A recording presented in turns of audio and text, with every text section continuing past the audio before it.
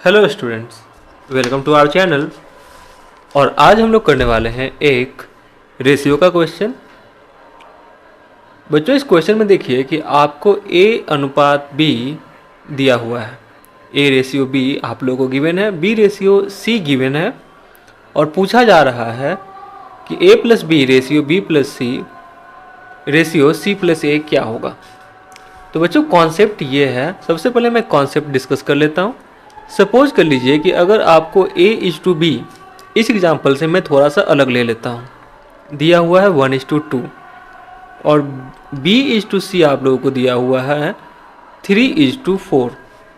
इसको हम लोग 1/2 लिख सकते हैं, इसको हम लोग 3/4 लिख सकते हैं, है ना बच्चों। जो यहाँ टर्म है ये a के इक्वल है, ये b के इक्वल 2 है और यहाँ पर ये जो b है वो 3 के इक्वल है।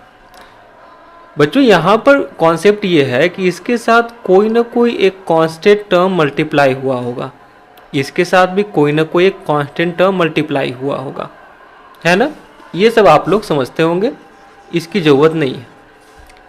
तो बच्चों, हम लोग को करना क्या पड़ता है ना, इस b को और इस b को इक्वेट कर देना पड़ता है।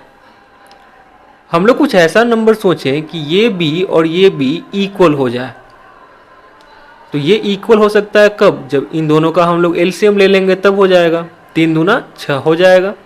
या तो 6 कर लीजिए, नहीं तो 12 कर लीजिए, नहीं तो 18 कर लीजिए, नहीं तो आप 36 भी कर सकते हैं। आपकी जो इच्छा है, इन सबों में से कोई भी नंबर आप ले सकते हैं, क्योंकि एक ऐसा नंबर है जो दोनों से ही डिविजिबल है।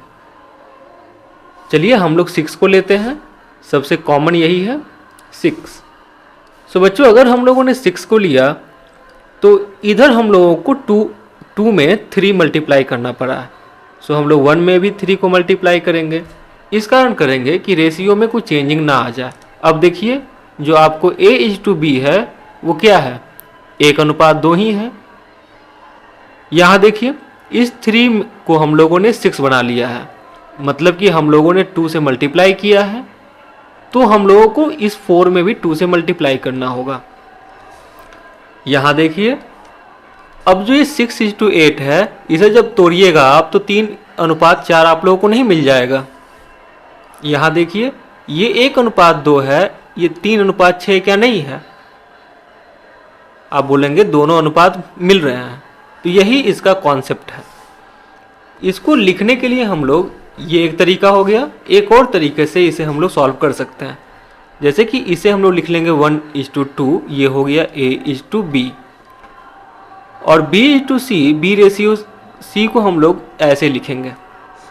यहाँ जो टर्म रहेगा वो b का टर्म रहेगा, जो दोनों में कॉमन है उसी टर्म को हम लोग यहाँ पर लिखते हैं। चलिए फर्स्ट में क्या करते हैं, इस 3 को इस 1 के साथ मल्टीप्लाई करते हैं। हम लोगों ने रेड कलर लिया है, सो 1 × 3। सेकेंड में क्या कीजिएगा, इस 3 को इस 2 के साथ मल्टीप्लाई कीजिएगा, सो 2 × 3। और थर्ड में क्या कीजिएगा, इस 2 को इस 4 के साथ मल्टीप्लाई कीजिएगा, सो आपको मिल जाएगा a/b/c, जो इक्वल हो जाएगा 3:6:8 के। आप लोग इसे समझ गए। अब आते हैं क्वेश्चन पर। बच्चों, जो यहाँ वैल्यू हम लोगों को दिया हुआ है वो क्या दिया हुआ है, 2:3, 2:3 और b/c है आप लोगों को 3:7। 3 तो दोनों में ही कॉमन है, सो हम लोग डायरेक्टली लिख सकते हैं 2:3:7, है ना। यही हम लोग को क्या आ गया, a/b/c। तो हम लोग यहाँ से बोल सकते हैं कि जो a होगा वो 2 और एक कांस्टेंट टर्म से मल्टीप्लाई होगा, इसी के इक्वल होगा। जो b होगा वो 3k के इक्वल होगा और जो c होगा वो 7k से इक्वेट करेगा। बच्चों, यहाँ देखिए, ये जो दिया हुआ 2:3:7, तो हम लोग को क्या पता कि 2 अनुपात जो है 3:7 है, ये शायद 4:6:14 न होगा, या क्या पता कि इसमें 4 से मल्टीप्लाई होगा। सो 8:12:28 भी हो सकता है, या कुछ भी हो सकता है। सो जो टर्म इन तीनों में आपस में कट गए हैं, कैंसिल आउट हो गए हैं, उसे हम लोगों ने k मान लिया। यही इसके पीछे का कॉन्सेप्ट है कि हम लोग यहाँ पर k को लिखते हैं। देखिए यहाँ पर देखिए 3, 6, 8 है। सपोज कर लीजिए इसी अनुपात को मैं लिखूँ 6:12:16। मैंने क्या किया, सिर्फ 2 से मल्टीप्लाई कर दिया सभी को।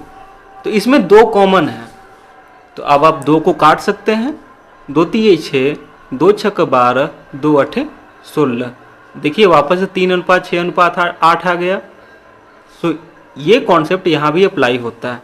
जब कुछ ना कुछ एक कांस्टेंट टर्म होगा जो तीनों में होगा।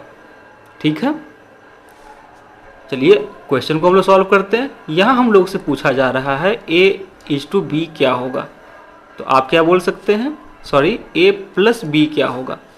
तो देखिए a+b होगा 2 + 3k which is equal to 5k बटा b+c क्या होगा। तो आप लोग बोलेंगे 3 + 7 which is equal to 10k by c+a क्या होगा। तो ये कितना हो जाएगा 9k। सो हमारा आंसर आ जाएगा 5। देखिए k और k कैंसिल आउट हो जाएगा। 5:10:9। आपको ये समझ में आ गया होगा। चलिए अब हम लोग आते हैं सेकंड क्वेश्चन पर। यहाँ हम लोगों को दिया हुआ है, देखिएगा a:b दिया हुआ है, b:c भी दिया हुआ है और c:d भी दिया हुआ है, लेकिन पूछ रहा है a:d का वैल्यू क्या होगा।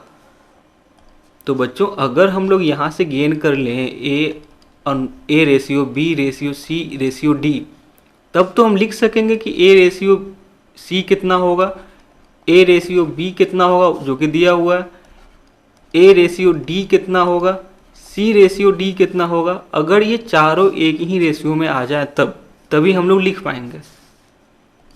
तो हम लोग इसे लाने के लिए ट्राई करते हैं कि इसे किस तरीके से लाएंगे। पीछे वाला कॉन्सेप्ट ही अप्लाई होगा। हम लोग क्या करेंगे, a:b यहाँ पर राइट डाउन कर लेंगे जो क्या है 2:3 है।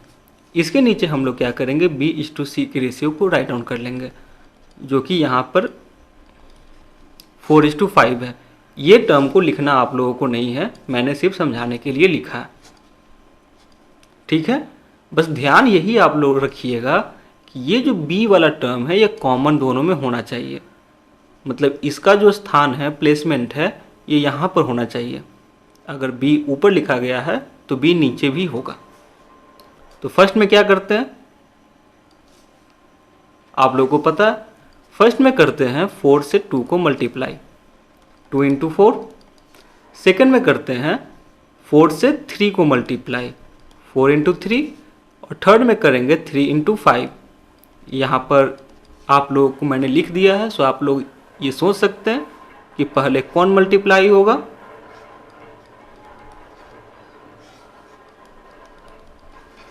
चलिए यहाँ से हम लोग को रेशियो मिल जाएगा, क्या मिलेगा, a:b:c मिलेगा जो कि होगा 8:12:15 के। ये हम लोग को क्या मिल गया, a:b:c। यहाँ से देखिए जो c का रेशियो है वो क्या है 5:9। यही आप लोग को c:d दिए हुए है। तो एक काम करते हैं बच्चों, इसको हम लोग 3 से मल्टीप्लाई कर लेते हैं 5 को। सो ये क्या हो जाएगा, ये हो जाएगा 15:27। अब तो दोनों को दोनों टर्म इक्वल हो गया। सो हम लोग इसे इस तरीके से भी सॉल्व कर सकते हैं, नहीं तो आप लोग इस मेथड से आएंगे। देखिए बहुत सारे बच्चों को रेशियो में दिक्कत होता है, इसी कारण मैंने ये वीडियो थोड़ा सा लंबा बनाया है। तो सबसे पहले क्या करेंगे 8 × 5, फिर क्या करेंगे 12 × 5, फिर क्या करेंगे 15 × 5, थोड़ा सा लेंदी हो जाएगा। फिर क्या करेंगे अंतिम में करेंगे, ये फोर्थ में होगा 15 × 9। ठीक है, अब देखिए यहाँ से 5 कॉमन है सब में, है ना कॉमन। सो यहाँ से हो जाएगा 8:12:15:27। यहाँ से भी देखिए 8:12:15, यहाँ तक तो आया ही था। यहाँ भी देखिए 15 आया है क्योंकि 3 से मल्टीप्लाई किए हैं c:d को, तो ये भी हुआ 27। बच्चों किसी भी रेशियो को सपोज कर लीजिए कि A/B दिया हुआ है जो कि है 2:3, इसको अगर कांस्टेंट टर्म से आप मल्टीप्लाई करेंगे न्यूमरेटर और डिनोमिनेटर को, अंश और हर को, तो कोई फर्क नहीं पड़ेगा। यही कॉन्सेप्ट यहाँ पर अप्लाई हुआ है ना। ये अगर 20/30 भी हो जाएगा तो रहेगा अल्टीमेटली क्या, 2:3 ही रहेगा। तो चलिए यहाँ से हम लोगों ने गेन कर लिया A/B/C/D का वैल्यू कितना आया। तो ये है A, ये है B, ये है C और ये है D। सो A/D कितना हो जाएगा, 8:8:27 will be our answer. I hope कि ये सॉल्यूशन आपको समझ में आया होगा और उन बच्चों को भी ये बेहतर लगा होगा जिन्हें अनुपात समझने में परेशानी होती होगी। तो ऐसे ही सवालों और कॉन्सेप्ट के लिए बने रहिए हमारे channel math and science hub पर।